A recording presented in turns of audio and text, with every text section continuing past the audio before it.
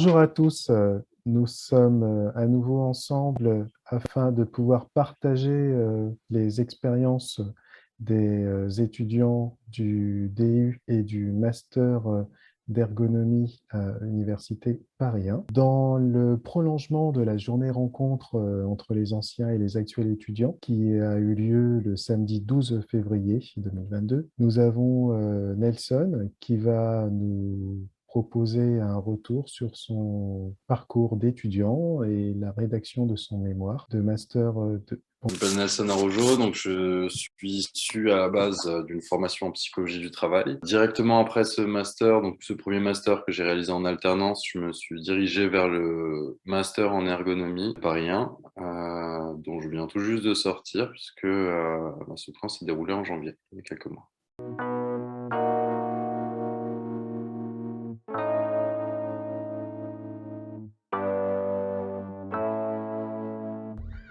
Pour commencer, concernant ce contexte de l'entreprise, comment peut-on comprendre l'histoire de l'entreprise? Je pense qu'en fonction en plus des entreprises où on est, ça peut être plus ou moins complexe. Moi, dans mon cas, c'était un très vieux paquebot avec une histoire très longue qui a fait beaucoup de voyages déjà et beaucoup de transformations, beaucoup de réparations, si on peut continuer la métaphore. Donc du coup, le mieux, ça a été de discuter un peu avec les plus vieux matelots, on va dire, de là où portait mon regard justement, de ce qu'il fallait comprendre. Donc c'est quelque chose que j'ai pu faire et donc c'est là où je suis même sorti parfois un peu du cadre de mon intervention pour aller discuter avec d'autres acteurs pour comprendre un petit peu plus loin que là où on avait posé le cadre. Donc je dirais en échangeant principalement avec les personnes qui composent l'entreprise, plus que par l'étude documentaire, qui est souvent la première étape par laquelle on commence et qui est parfois un petit peu limitante pour avoir accès réellement à l'historique de l'entreprise et à son fonctionnement réel. Finalement, tu nous emmènes sur un voyage.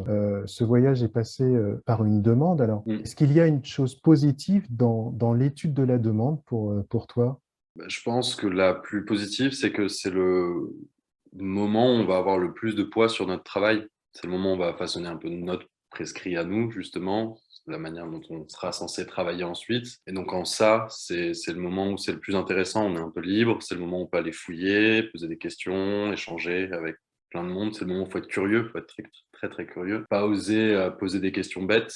Comme dirait Alexandre Mouret, il n'y a pas de questions bêtes et à partir du moment où on est là pour apprendre, il ne faut pas se censurer. Donc, c'est les deux points que je retiendrai ici, c'est d'aller échanger un maximum avec les personnes pour pouvoir échanger un maximum et ne pas se censurer sur les questions pour justement façonner un peu un cadre qui sera le plus simple, entre guillemets, à tenir ensuite pour nous.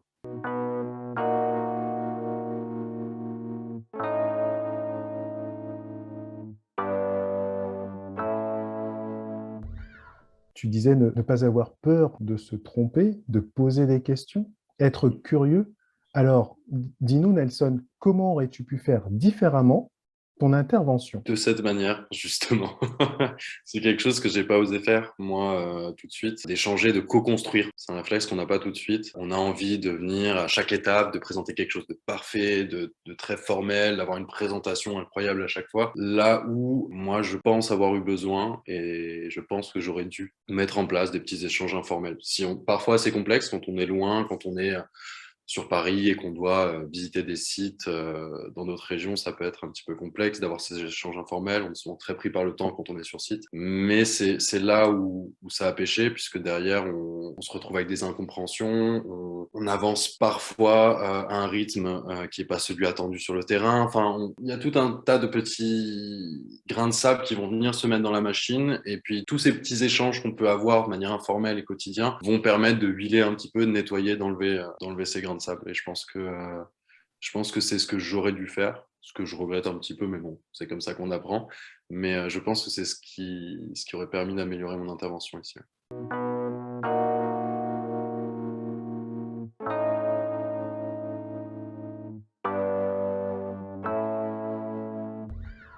Justement, Nelson, tu parles de grains de sable. Pour garder la métaphore, on pourrait dire des petites îles avec du sable, et que c'est des étapes ou des écueils, mais qui nous permettent de nous relancer, de relancer en fait notre intervention. Alors, Mhm. pour nous étudiants, comment peut-on réussir cette description de l'activité? Alors, Je vais parler de mon point de vue du coup ici, ne pas forcément vouloir être trop exhaustif non plus. Ça peut être, je pense, un écueil classique et c'est quelque chose que j'ai fait, que j'ai pu voir faire mes camarades, c'est de vouloir une description absolument parfaite, exhaustive et qui représente complètement la réalité, ce qui sera jamais le cas.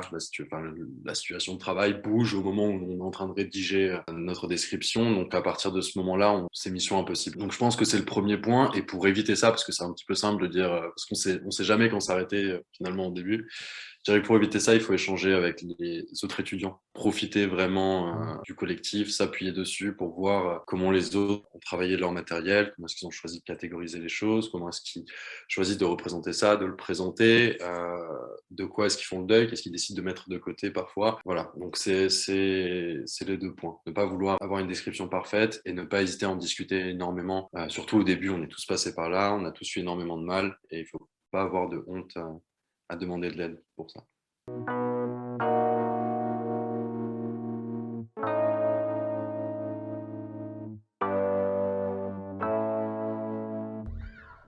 Quelle peut être la plus-value de l'analyse du travail qu'apportait ton intervention? Alors moi, dans mon cas, ça a été alors nourri par la description du travail, puisque sans ça, l'analyse n'aurait rien été, mais c'était de montrer qu'il était... Alors, je travaillais sur de la prévention des TMS dans mon cas, et l'analyse m'a permis d'insister sur le fait qu'il était nécessaire de sortir d'une vision très physique de l'activité que j'analysais, et qui me permettait de confirmer que c'était du côté de l'organisation qui était nécessaire de regarder. Donc ça m'a permis de confirmer ce décalage de regard que j'avais déjà pu amener avec la reformulation de la demande, mais qui était...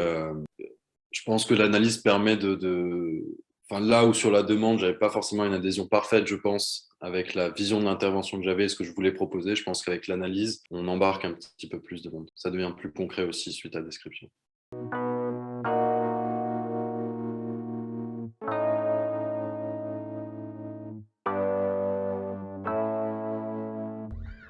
Un peu un matelot placé en observation, tu as guidé ce navire qui est ton intervention sur un terrain que tu as pu découvrir au fur et à mesure avec des échanges. Et est-ce que tu souhaites nous confier un retour d'expérience sur cet océan qu'est l'ergonomie?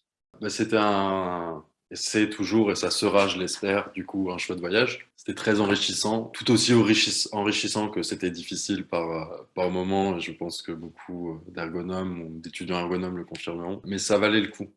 C'est quelque chose que j'aurais aimé qu'on me dise aussi durant cette période-là, qui peut être difficile, qui est difficile pour beaucoup d'étudiants, je pense, qui est très prenante, qui demande beaucoup. C'est un sacré engagement d'être ergonome, mais on en retire beaucoup en fait.